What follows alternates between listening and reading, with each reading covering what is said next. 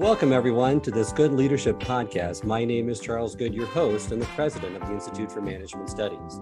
This podcast is designed to provide you with actionable insights and tools that you can use from discussing the research, stories, and background from recognized experts and practitioners to accelerate your impact in your current role. My goal is what we've discussed today will be immediately actionable and useful to you, and I'd love to hear your comments for this episode about what you're planning on implementing. Today, I'm glad to be once again joined by Dr. Rick Brandon, who has consulted, trained, and presented at hundreds of companies worldwide over the last 30 years. He authored the Wall Street Journal bestseller on ethical corporate politics called Survival of the Savvy, which has been called the preeminent book on the competencies of organizational and political savvy. He is also the president and founder of a globally respected consulting firm, offering workshops on interpersonal and political savvy. His courses are taught worldwide to many Fortune 500 companies, as well as government agencies, healthcare institutions, as well as educational ones. Thank you again for joining me today, Rick.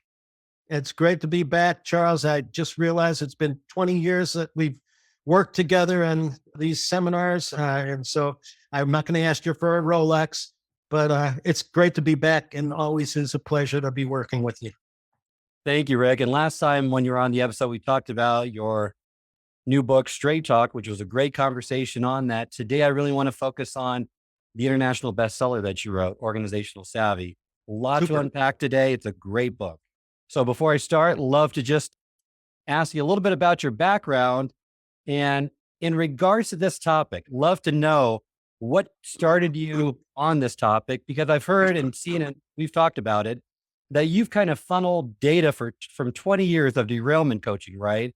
With thousands of executives who either were overly political or under political into a framework in which you could teach on organizational or ethical organizational politics. Exactly. That's straight on. If you think of influence, there's a lot of kinds of influence, and you got your substantive influence, your ideas got to make sense, interpersonal influence, which we talked about in the last podcast, Straight Talk. But there's also style-based influence, Myers-Briggs, DISC, all of that work. Presentation, you got to present yourself and have good presentation skills. But what I found after 20 years of teaching mostly in those areas, interpersonal and presentation, et cetera, nobody was talking about political influence, what I called strategic influence. And what we were finding, my co-author Marty and I of Survival of the Savvies, Marty Selman, that book, the origins came from what you just said, derailment coaching. It's not the kind of coaching you want to be in. It's the kind that you are in trouble. You're either being thrown out of the company, or if you hit a career plateau and a last ditch effort, they bring in a corporate coach. And what we found was that longer ago, to your point, it was 15 to 25 years ago.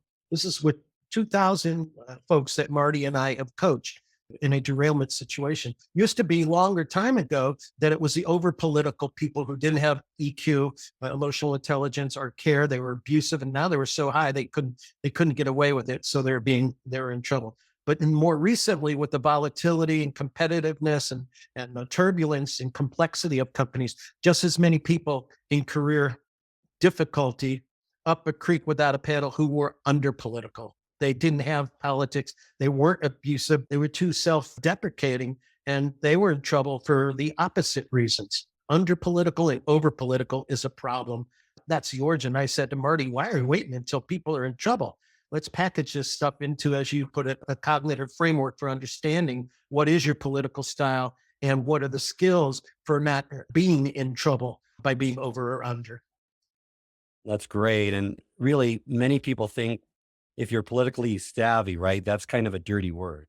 Yeah. That's something underhanded. That's something that you really don't want to promote, that you are that way. But your definition is a little bit different of that, because you're dealing with the ethical above board piece of that versus the darker side. Bingo. Well, I like to joke, it is. It's not a joke. It's the dirtiest word in the English language, and people throw the baby out with the bathwater because they only view it. Their self-talk is it's evil. It's as if they're defining it in the two Greek root words. Do you know that one? Poly means what? Many. Poly, yeah. And tix means blood-sucking parasites. Oh, So quite literally. not really, but It what we're works. trying to do, yeah, we're trying to change people's self-talk so they don't throw the baby out with the bathwater and live in the river in Egypt, the Nile, and get into career trouble.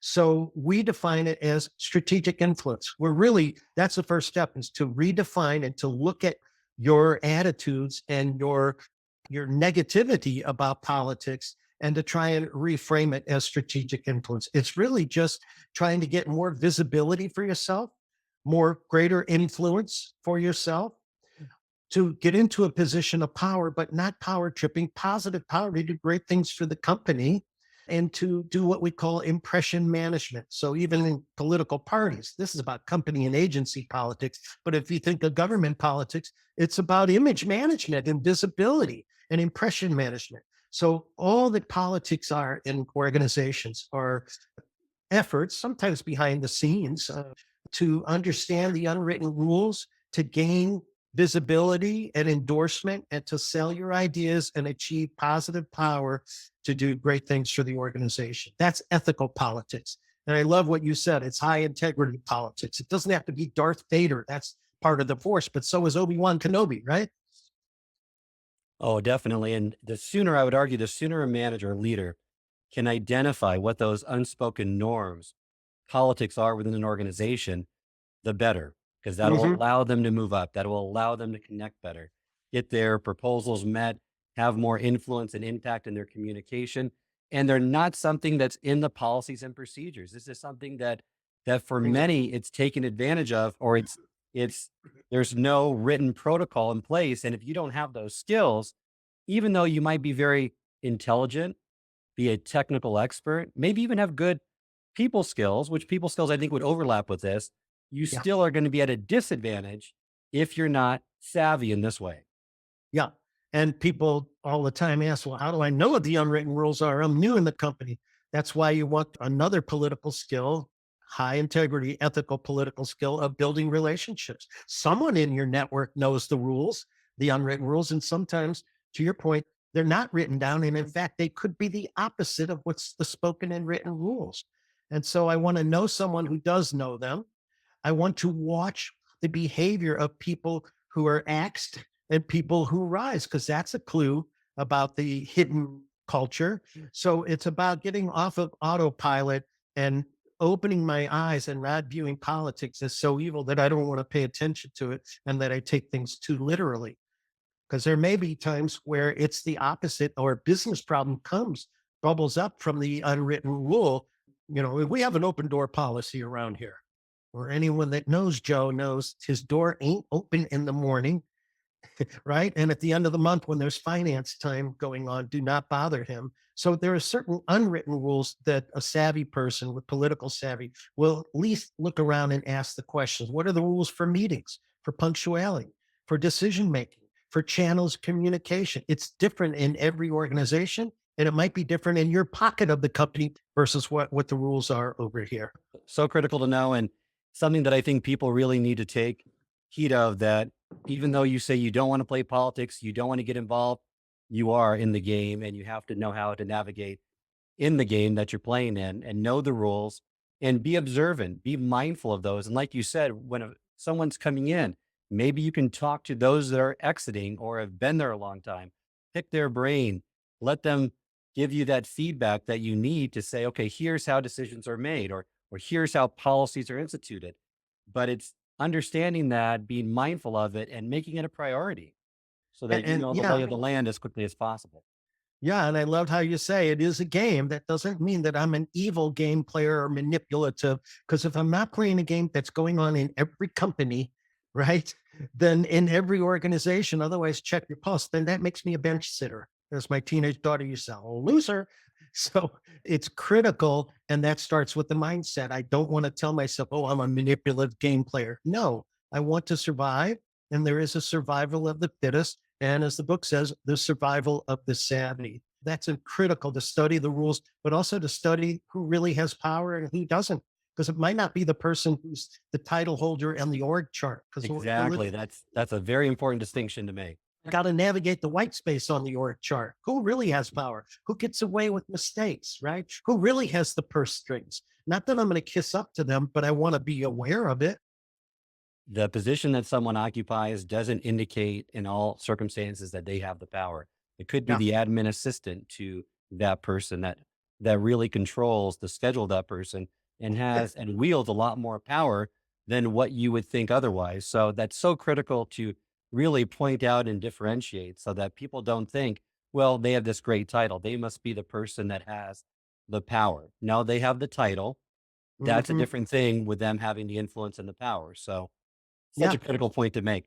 Love to talk about some of these skills. You have internal skills, you have external skills that you provide as part of your assessment. And I love how you break those down to give people a framework from which they can look at and say, here's my strengths, here's my weaknesses. Let's start with the internal skills that are really part of this organizational savvy. Are there any skills, maybe one or two of them, that you think would have a higher priority or they should start with if they're coming Mhm. into this new? There's 13 skills on our cognitive framework, and people who are more or less political, over or under political, either excel or in trouble. And some of the skills we can use too much, which we can get into, Charles. But on the internal side of things, there's 5 of them.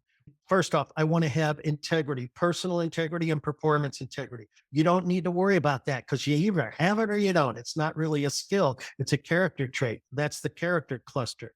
Then there are 3 skills, and the other 3 internal skills are political awareness. The first one is savvy attitudes, being aware of your attitudes about politics. We've already worked on that in this podcast of shifting from a negative view exclusively to a more positive view. The second one is to study the politics and the unwritten rules. We talked about that one. And the third one is to understand, to think about this between the ears work, to give some thought to what is my corporate buzz? Or if I'm in a government agency, what's my agency buzz? What are people saying about me, my team? So, since we talked about 5 skills, I would say if I had to choose one, I need to change my attitude. But let's say that's happened. That's savvy attitudes to talk myself differently. But if you think of politics, it's the art of impression management. It's about changing perceptions. And I can't manage perceptions and change them until I first know, how are people perceiving me, right or wrong, fair or not. Knowing the corporate buzz is a key skill that we talk about a lot. We spend a lot of time in the workshop and in the book on the assessment to figure out, what are people saying about me? Even if I don't hear it, can I figure out how to do it by asking other people, by making assumptions from people who have the same job as me? What are they saying about them? By looking at, how do people treat me? How they treat me is a clue in terms of what good and bad adjectives, the good, bad, and the ugly. If I'm never on a cross organizational team, I could just say, oh, they don't like me. No, think further. What images or perceptions or adjectives could be attached to your name? Maybe they don't see you as having the technical expertise.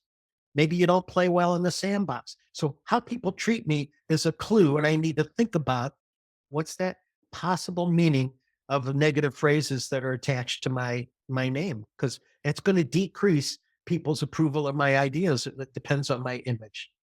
When I agree with you, having that self awareness is so critical that I think eludes some leaders. And it starts with really looking for it, being perceptive to it, being more mindful, not going on autopilot. But I have found the higher someone goes up in the corporate ladder, the less likely they're going to be given honest advice. So you can hire a professional coach, Mm. get the 360s, you can do other means, but it becomes more difficult to really get an honest assessment of where those areas are if you're higher up in those organizations. Yes, you can through performance reviews and through other things, but what advice would you give those as they're moving up to those higher echelons in the organization, yet they feel like something might be holding them back? They're maybe not Yeah. that self aware to know what it is, but they want to be able to ascertain what it is. Yeah. I want to know what my buzz is, and people are afraid to speak truth to power, is what you're saying. Yes. Right. So, how can I figure it out if I'm afraid they're not telling me the truth? In fact, I have a name for that. It's called CEO disease. Have you ever heard of CEO disease, Charles? That's where someone who's in power, I say, and I've said this to people, Charles, you're probably not as smart, good looking, or funny as you think you are, because people are telling you what they think you want to hear, and they're not telling you what they're afraid you won't hear or don't want to. So that goes to corporate buzz. I've actually told CEOs they have CEO disease. So what if I want to ask a direct report or a peer, what's the buzz on me?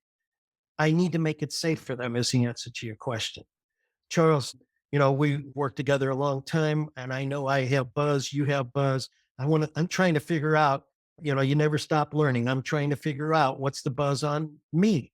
So I'm asking other people what that might be. So I want to ask you. I know one of them is that I don't keep up to date with technical developments. That's why I depend on you guys, because I'm managing the boundaries and lobbying for budget. So I need you guys to keep me sharp on the technology. What else do you think the buzz might be on me? And I want to make sure that Charles, just because you tell me what it is doesn't mean that I think you're spreading that buzz. And it doesn't mean that I think you agree with the buzz. So would you be willing to share with me? You're my antenna. You're my eyes and ears. Would you be willing to share that with me? And I promise I won't be ticked off. I'll appreciate it. So I did about 4 or 5 things there to make it safe.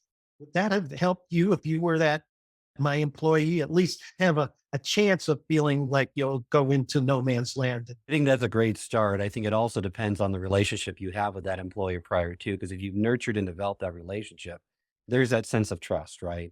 There's that Yeah. sense of psychological sense of safety there that they can state things that are contradictory or something that you may not like, yet it's safe for them to do so. So I think that's so critical to have that set up at the start, because then that conversation that you just delivered, which I thought was excellent, is going to have a lot more traction versus them thinking to themselves, well, I know what he's stating, but I'm Mhm. still scared because I know the culture. I know what he's been like in the past, and he's Ah, burned me on several occasions.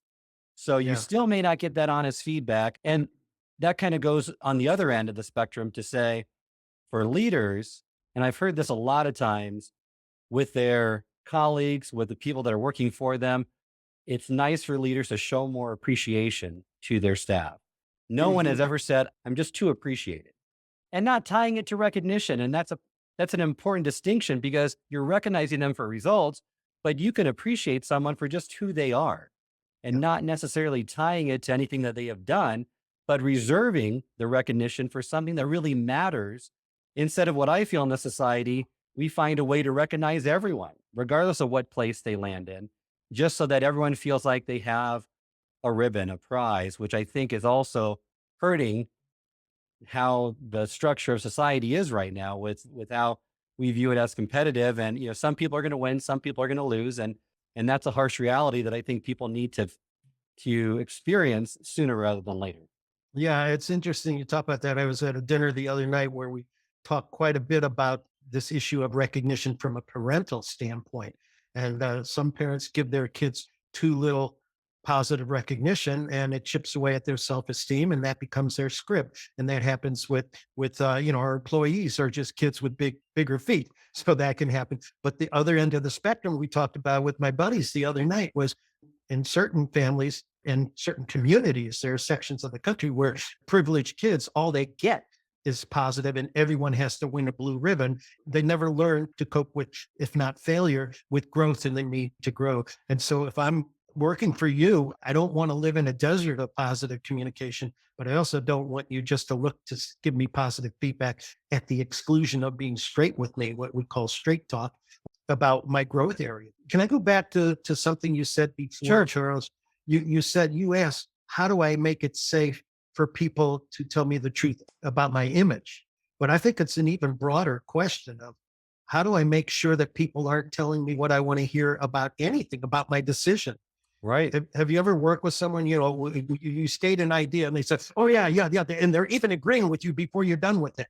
They're overly accommodating to you. And even CEOs, the higher you go, people are going to BS you more and they're open. You might feel invulnerable, but you might be more vulnerable because you have the power. It's like Willie Sutton was asked, why do you rob the banks? That's where the money is. Well, why are people going to manipulate someone in power? Because that's where the power is. So, one quick tip for your listeners: if you are worried that someone in your group or the whole group is overly accommodating and just agreeing with you because you have the power. One technique that a brilliant manager that I used to work with, he at a big railroad you guys have heard of, he would state his opinion about a decision they're wrestling with. He'd wait, he'd hear the people that agree with him, and this, oh yeah, then he would wait a few minutes or the next day and say, you know what, hmm, the more I think about it, I actually want to reverse my decision. I think, and now look at who immediately, immediately agrees with you. That's what he would do. So now sometimes obviously it's because they're critical thinkers and they really modified their thinking with you, but sometimes it's just a knee-jerk reaction. So this is a good way to figure out. It's one of many ways to detect deception. People who are BSing you, and you better be careful. That's a So that's great way just of doing it. one of a few techniques. No, I love that. I mean, I love how you can then identify who's giving you actually their advice versus just agreeing with you. And even in that decision making, group decision making, identifying a Mm, devil's advocate, someone to play that role, right? Always helps to build in more diversity of thought yeah. and hopefully avoid that groupthink as well. But it's so true that as you move up, it's harder and harder to get that honest feedback. If you've developed trust with that individual in which you're asking that feedback for, definitely beneficial and a great way to establish trust is recognize them and appreciate them. Not too much, not too little. It's kind of like the Goldilocks principle, right? Just the right amount Mm, so that you have those trusted advisors that's going to give you that honest feedback. So, so good. Let's move to the external skills of organizational savvy. You have some great ones in there, some proactive strategies and protective strategies. Let's first start with those proactive strategies. Give me one or two that you think would be a great jumping off point, or maybe one or two of the top ones. yeah.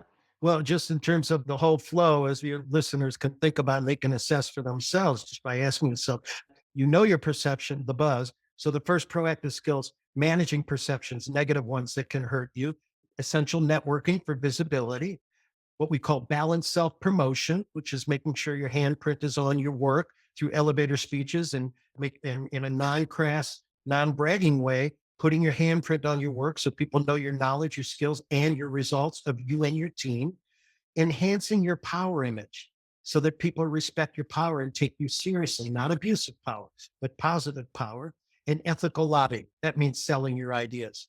So, since I said before that of the internal ones, once you have your head in the right place about politics, knowing your corporate buzz is vital. Certainly, the ability to have techniques to manage negative perceptions. That's a vital one, is to manage negative perceptions. But in today's society, sometimes the most important one depends on your gender. This is a little passe, but not really.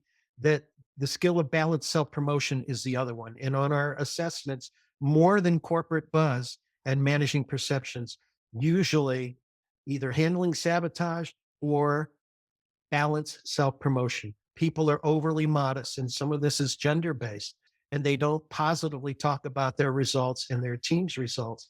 And besides having an elevator speech, can we think about a number of other tactics to make sure people understand what we do and the value that it has? Not just that I did it, but the strategic thinking and bottom line impact that went into that project or that process that I analyzed and reported on. So that would be my take. Of course, we got to do all of the skills, but in today's world, I do think that having especially with virtual world, we become invisible. I want to have people see me and know that I'm there and respect my competence so that at bonus time, promotion time, and at an idea approval time, that people are more likely to know, hey, this guy knows what he's talking about and he really delivers. What do you think? No, that's good. And before we, in order to have time, I want to move to those protective strategies because I'd like to do a little deeper dive on both of those because I think those are both critical. Handling sabotage and detecting deception. You already gave me one strategy to detect deception, but sabotage. So it's more overt. It's how do you diffuse those personal attacks and challenges to your influence and power and do it in a savvy way. So critical to have, difficult skill to develop. Usually people don't develop them. They find out what works by trial and error. But in Mhm. some cases, more damage is done as a result because tempers get, emotions get high. and then communication breaks down. Yeah. Well, first on, kudos to you for recognizing, even though we were talking about the internal skills of buzz, we came up with, you want to know that someone isn't BSing you. Really, that strategy I mentioned before about stating your opinion and then changing it and seeing who automatically comes with you. That's really a detecting deception technique, no different than someone is trashing someone else. You don't want to just accept these vague phrases. You want to say, well, tell me what you mean by that, and asking questions. I really want to understand what you're saying about Charles not being a team player. Can you give me some examples? Because if I need to talk to them about it, I want to have the data. They're BSing me and they're just trying to trash Charles behind his back. They will backpedal, or they're giving me some sound reasons and they're just sloppy with their language. He's not a team player. So detecting deception. In terms of sabotage, I would say two things are helpful to think about. One is when you're in a group, and the other is you suspect they're going to trash you behind your back. You got a favorite? Maybe we'll have time to hit both real quick. Yeah, let's do behind your back. Okay. I'm with you. I sense that you are an overly political person, and we didn't even talk about how you know when someone's over or under political. It's clear. I've seen you trash other people. You're a power tripper. You're a blowhard, and you tend to be aggressive. We get into it about any topic. Let's say the rentals account, how to handle that customer. You say to me, Rick, here you are, typical stick in the mud. You're a pigeonhole. I'm sorry, you're a roadblock. So maybe other people need to know just how rigid you are. Here we go again. You're going to go to my boss. The tactic for handling that kind of sabotage is to get there first. I'm going to get to my boss, not to trash you, but to let him know or her know, hey, Susan, you might be hearing from Charles today. He and I got into it yesterday, and I'm not here to lobby about the idea that, maybe we have a sit down and you make the call. But I don't think I was at my best, and I don't think he was at his best. Got a little heated. You might be hearing about it today. Now, when you go to Susan, I'm going to come off smelling like roses because you're going to lose your cool and be trashing me. So that's the technique versus if I didn't do it, I didn't get there first, not to trash you, but to give her the tip off that the sabotage might be coming. Susan calls me, Brandon, what's going on with you and Charles? No matter what I say, I look and sound what, Charles? So you're at a Offensive. disadvantage. You're going to come across the right way, but how do you not look then like being a tattle, right? Where, okay, I'm going to go and run there to my boss to make sure he or she hears my side of the story first, because that could also backfire on you as well, right? You bet. So I want to not be someone that's a chronic complainer or, have a broken wing. I'm very discerning. And remember what I said first, Charles. I only do this if you have a history and I've seen you do it. If I can predict that it's going to happen, you're right. I don't want to have a knee jerk response every time someone says something that I don't like or it gives me a possible clue. Are you a paranoid person?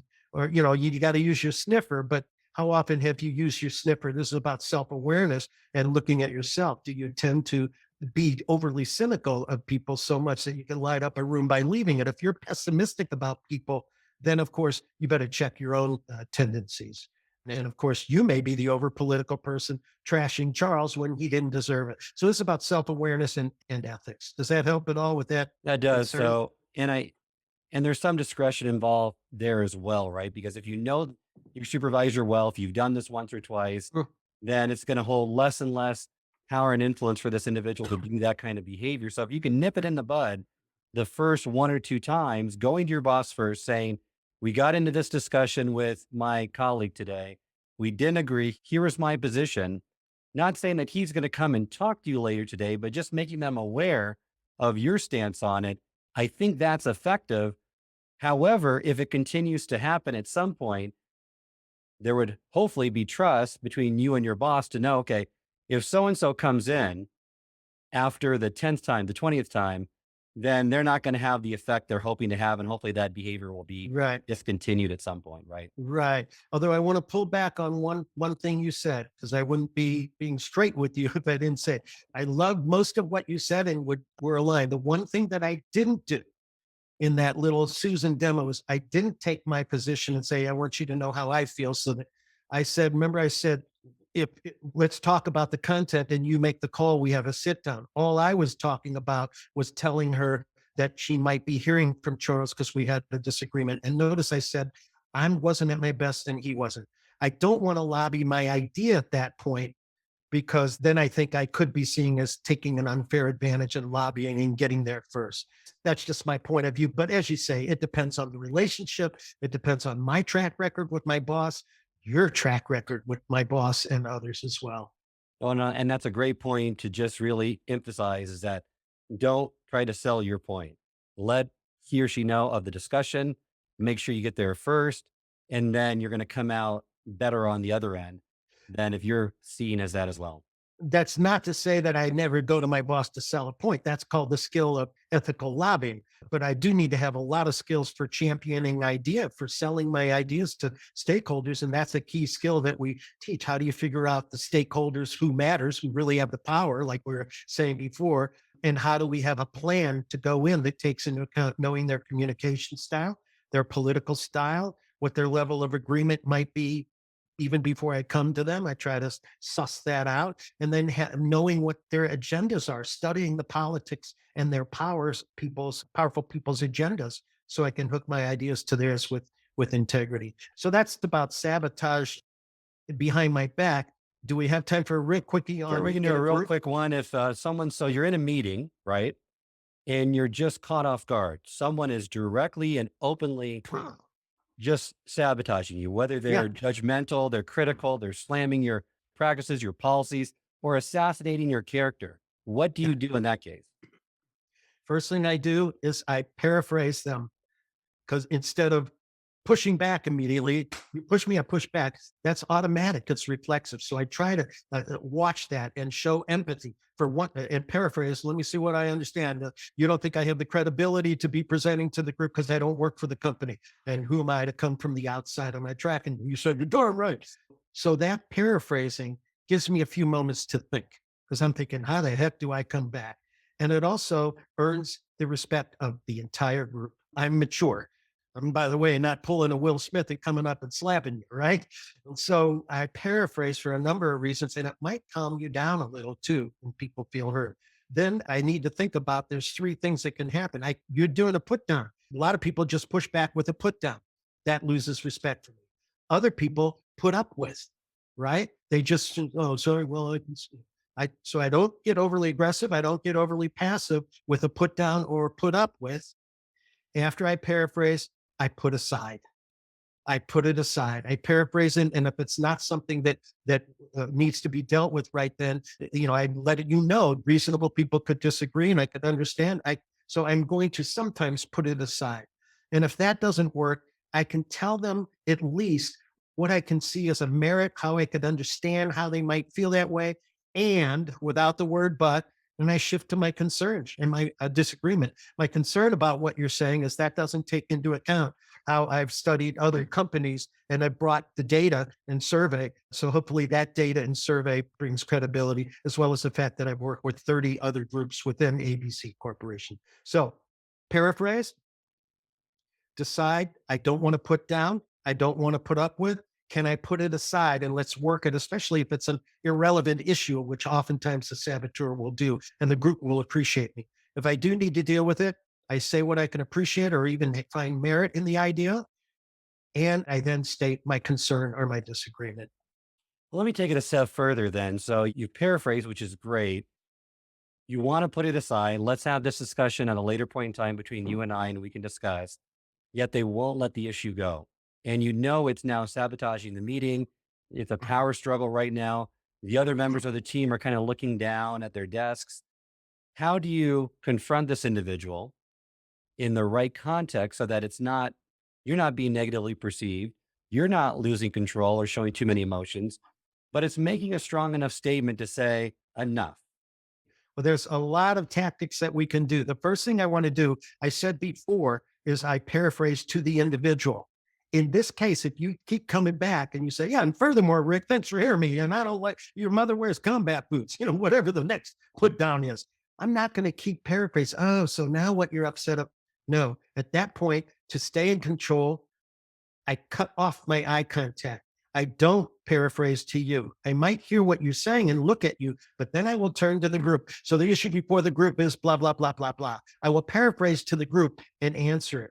If it happens again, there's a number of things I can do. I can state my concern about what you're doing right now and leave it up to the group. Does the group want to work this issue now? Or do you want to parking lot it? I'm happy to work this in the group now. It depends on the content, obviously.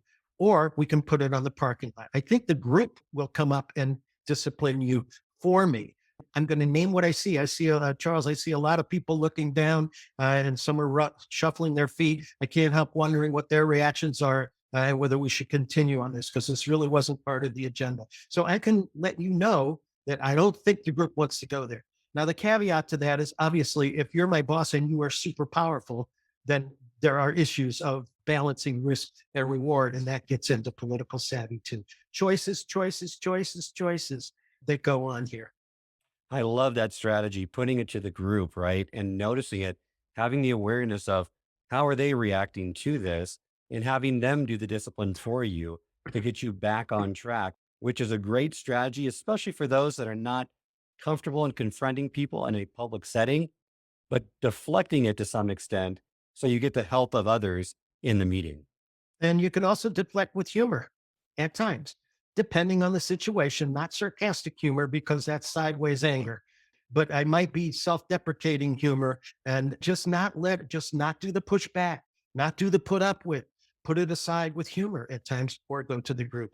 It's so critical because if you're not in the moment, if you're not aware, that default reaction, right? It's the cue, that trigger that leads you into that response.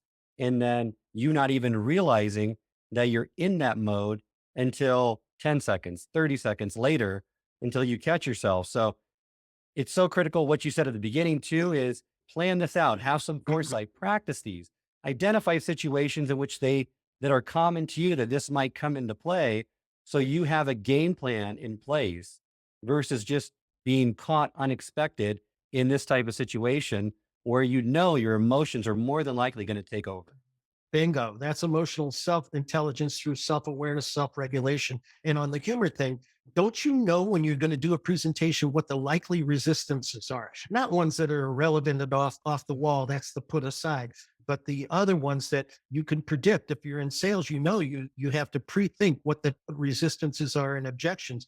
I'll never forget the Oliver Wendell Holmes apparently was very short. He's a short person. And so he knew that this was an issue and guys would give him grief about it. So he's at a smoking study, a cigar smoking one time. And one of the guys says, "Oh, Dr. Holmes, I should think you feel rather small in these group of tall fellows." And he had seen this happen so many times. He turns to the guy without missing a beat. He says, "Yes, I feel rather like a dime amongst pennies." So, so do you have the comeback, not in a put down way, but in a fun, loving way and move on? Great approach, great advice around that. As we near the end of this episode, I always like to ask you if there's one thing you could recommend to listeners to get them moving in the right direction to being more politically savvy. I hate to say it, but it comes down to the same thing that comes down to with straight talk. It's getting my mind in the right place, like used to happen in the movie. I got to get your mind in the right place. The Southern prison guard Strother Martin said to Cool Hand Luke as he tortured the prisoner in the Southern prison camp. So I need to redefine politics as strategic influence and not throw the baby out with the bathwater to enter the arena of ethical influence. Otherwise, the game's going on and I'm not in it. Some great stuff, Rick. Thank you again for being a part of our podcast. Remind everyone how they can get in contact with you. You can learn more about political savvy at my website, www.brandonpartners.com.